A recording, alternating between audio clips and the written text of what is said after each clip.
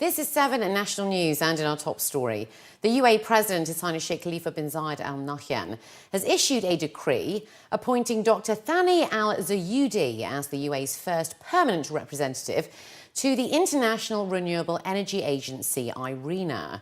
Upon the appointment, Dr. Al Zayudi presented his credentials to IRENA's Director General, Adnan Amin, at the headquarters of IRENA in Abu Dhabi. His appointment for the first for IRENA follows a landmark legislation in the UAE that allows for the agency's member countries to establish formal representation and assign permanent representatives to IRENA in the capital.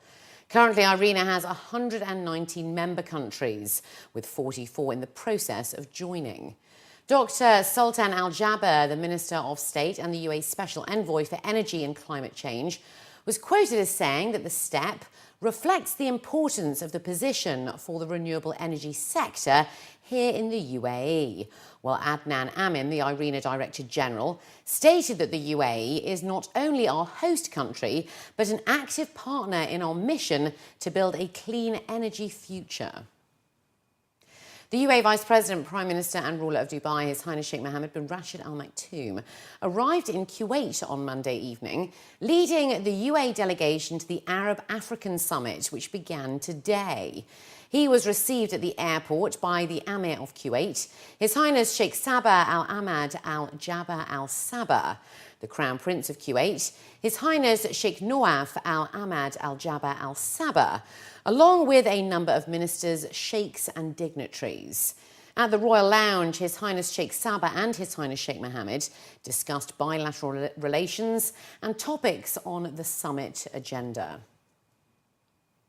Her Highness Sheikha Fatima Bint Mubarak, the chairwoman of the General Women's Union, Supreme Chairwoman of the Family Development Foundation, and chairwoman of the Supreme Council for Motherhood and Childhood, has stressed the UAE's interest on the happiness of its children and has called to provide them with all the requirements to ensure better care and protection. The comments come a day before World Children's Day, which falls on November the 20th every year, where she also appealed to the international community to shoulder its responsibilities towards children and to work with full capacity and adopt mechanisms, policies, initiatives and projects that will enable children to overcome difficulties. She added that we are living in a world where children have not yet reached an appropriate required care level. Many of them live under the poverty line and suffer from economic, social, psychological and health problems, which requires concerted efforts from the international community. The White Point scheme, which rewards good drivers in Dubai, is set to recognise 1,000 motorists this year, up from 700 last year. The figures come as Major General Mohammed Saif Al-Zafin, the Chief of Dubai Police's Traffic Department, revealed that 500,000 motorists who have registered cars in Dubai and have had their driving licences issued in the Emirates did not commit any traffic offences last year out of some 800,000 drivers in the Emirates. A maximum of 12 white points can be gained per year. To earn 1 point per month, motorists must not commit any SALIC or traffic offences. Some of the prizes also include hotel stays and meals out. The winners will be announced at the beginning of next year. And additionally, according to a local daily, Major General Mohammed Saif Al-Zafin, the director of Dubai's Traffic Police Department, also revealed that a new highway has been proposed to link Abu Dhabi with Fujairah, with authorised speeds of 200 kilometres per hour. He stated that the plan is to have at least 4 lanes in each direction that will allow only high-speed cars to drive on the motorway. Experts added that this has been tried and tested successfully in the US and Germany. The proposal follows a number of studies that show that high speeds alone do not always cause accidents, but those travelling at different speeds can surprise one another, which can lead to collisions. As housing investment continues to grow in the capital, the launch of the iconic Gate Towers brings 3,500 new homes to the investment zone Shams Abu Dhabi on Reem Island. The 4 million square foot, 3-tower project unit has been developed by Aldar Properties and is made up of 3,533 units that will feature studios, 1-, 2- and 3-bedroom apartments.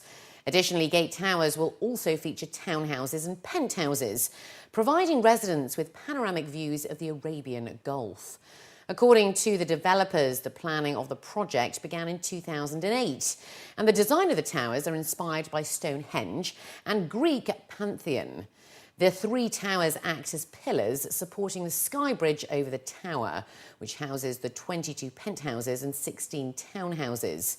According to Aldar's Executive Director of Commercial, Abu Dhabi has experienced consistent growth in demand for residential investment, and they have sold 65% of the units. This is an investment zone, so that lends itself for sale to non-Emiratis, which of course is attractive. We've seen the success of investment zones like that in Dubai, and we've seen the same success here. This is a very high quality development with a broad range of amenities, including easy parking, gyms and other lifestyle amenities, swimming pools, playgrounds for children. And we are seeing in this market a flight to this kind of quality product with those kind of amenities. In addition to that, of course, its location is excellent. You're literally a few minutes from the downtown Abu Dhabi. The idea behind the Gate Towers, is that it does form the gateway to Shams Abu Dhabi, the area behind us that I've described in terms of sub-developers and plots. The thinking was that we wanted something fairly monumental for this location.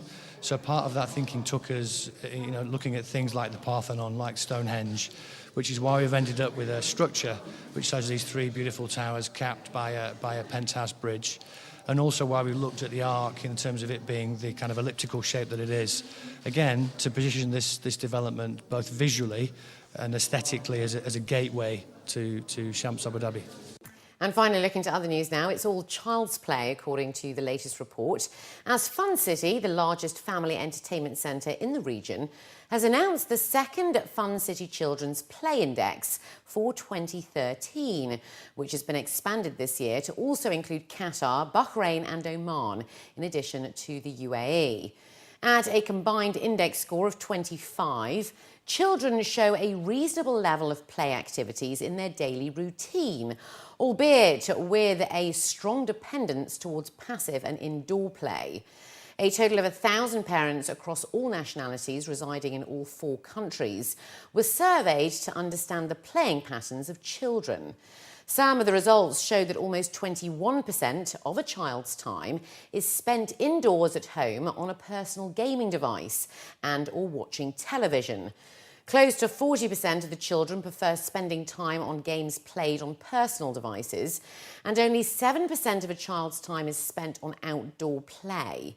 In the UAE, children spend more time at school, while Asian children spend less time playing compared to local Arabs, expats and Western children, while boys spend more time playing compared to girls. The overall play index shows that children on average spend around 25% of their available time playing. Available time means it's the time spent outside sleeping and school. So the disposable time a child has available, they spend 25% playing of time. And the overall theme, the overall standout result is the fact first the increasing dominance of digital devices in the play behavior of children, connecting to the very trend that children spend more time interacting with their own devices, with a digital surface, rather than active play interacting with other children. And the second outcome really is that the increasing importance of the role the mother plays in child's play and the decreasing role the father plays.